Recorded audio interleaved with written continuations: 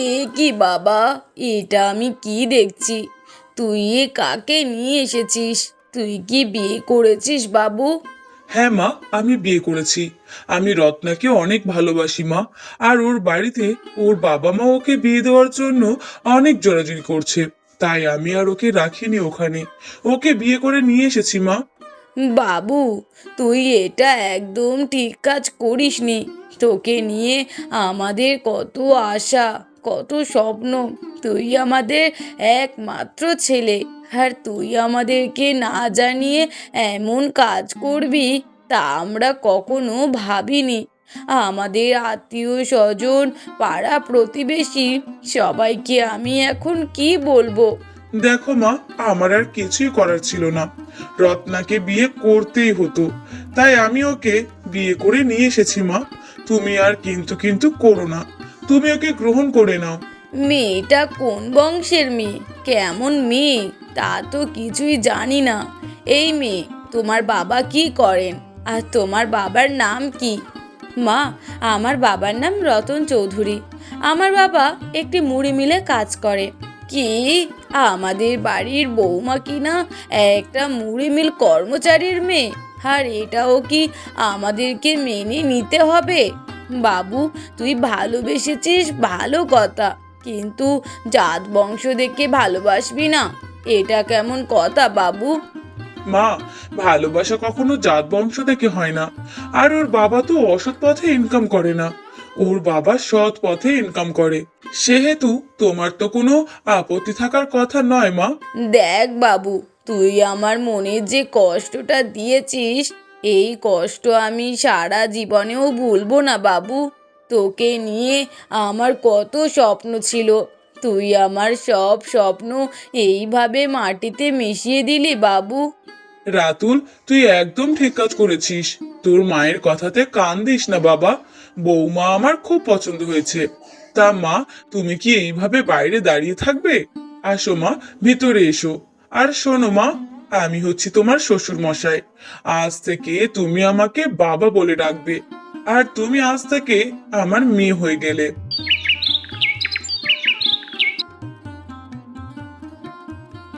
এ কি দিদি, এটা আমি ঠিক শুনছি? তোমার ছেলে কি তাহলে ওই গরিব ভিখারি বাড়ির মেয়েটাকে বিয়ে করে নিয়ে এসেছে? হ্যাঁ দিদি, আপনি একদম ঠিকই শুনেছেন। কি করব বলুন তো?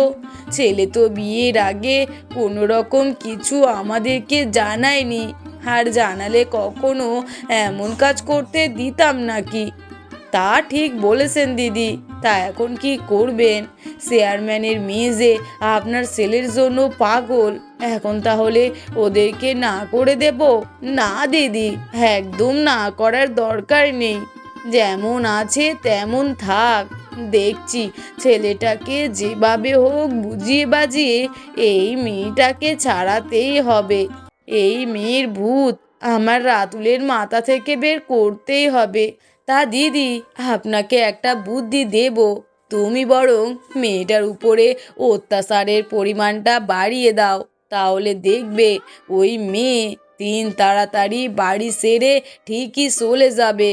কিন্তু দিদি, আমার ছেলে তো সব সময় ওই মেয়ের পাশে ঘুরঘুর করতেই থাকে।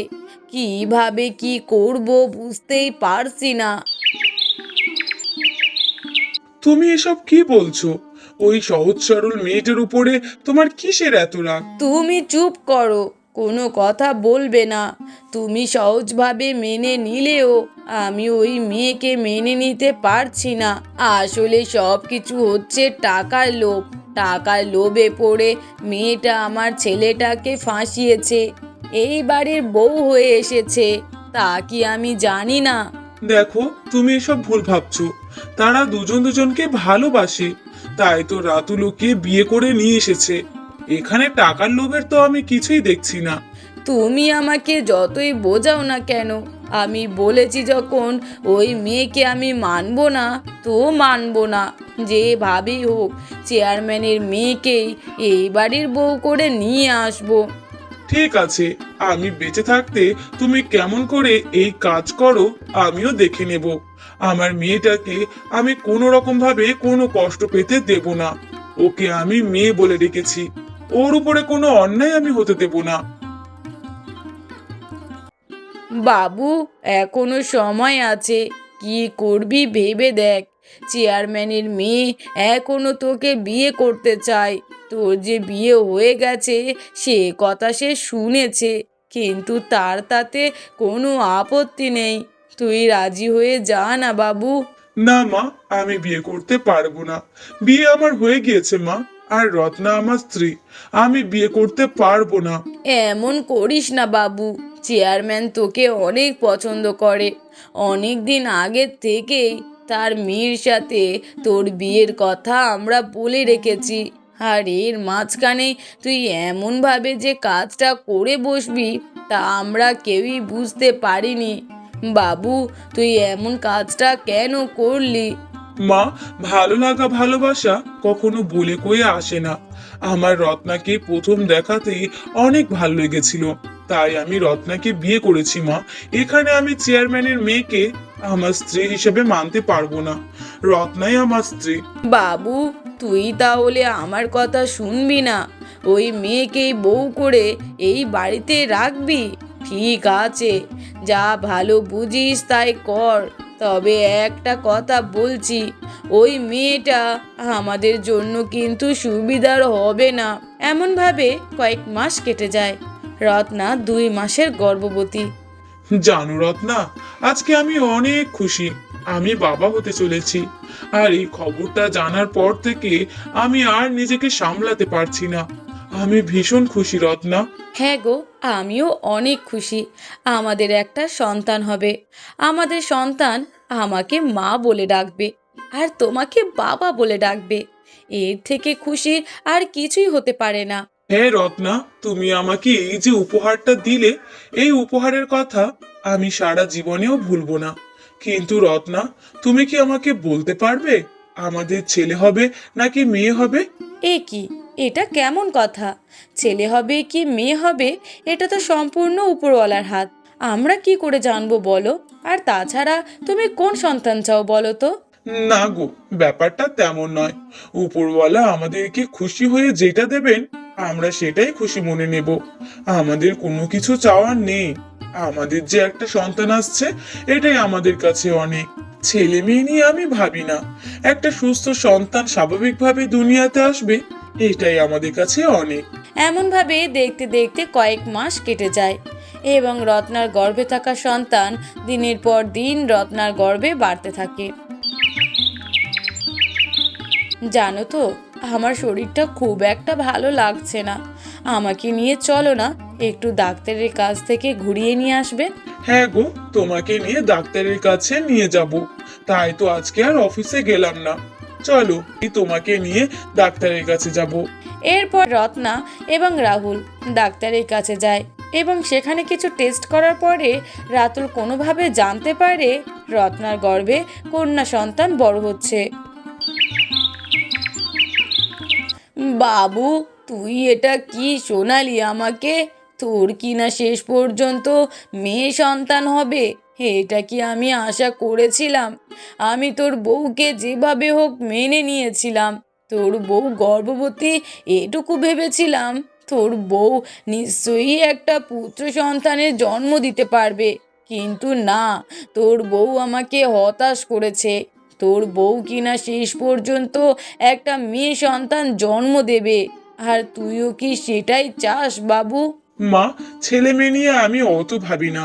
মেয়ে হলেও সে আমার সন্তান, আর ছেলে হলেও সে আমারই। কিন্তু কি করব বলো, মেয়ে সন্তান যদি হয় এখানে তো আমার কিছু করার নেই। না বাবু, তোর করার অনেক কিছুই আছে। ওই মেয়েকে তুই ছেড়ে দে।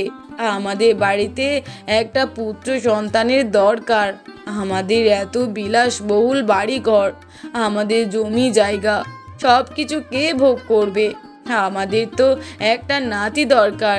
নাতি হলেই তো সে সব কিছু দেখে শুনে রাখতো, কিন্তু নাতনি কি দেখে রাখতে পারবে?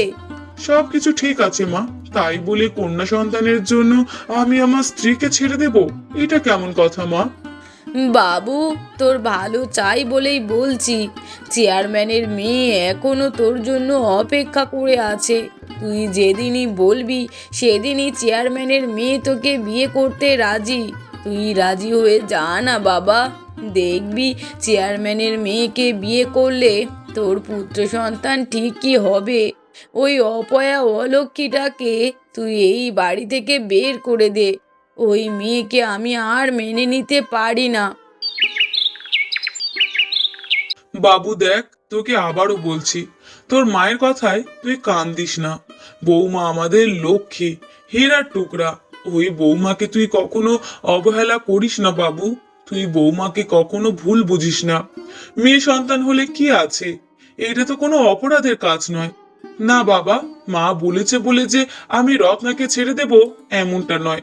আমি রত্নাকে ছাড়বো না। না বাবু, তোর বাবার কথা একদম শুনিস না। তোর বাবা তোর ভালো চায় না, আমি তোর ভালো চাই বাবু। তুই আমার কথা শোন। এমনভাবে মালতী দেবী তার ছেলেকে বোঝাতে থাকে, তাও কোনো ফল পায় না। এমনভাবেই কিছুদিন কেটে যায়, আর মালতী দেবীও হাল ছাড়ে না।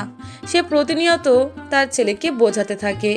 বোঝাতে বোঝাতে এক পর্যায়ে রাতুলও স্বীকার করে নেয় সে রত্নাকে আর এই বাড়িতে রাখতে চায় না। গল্পের পরবর্তী পার্ট পেতে হলে আমাদের চ্যানেলটিকে সাবস্ক্রাইব করে পাশে থাকুন।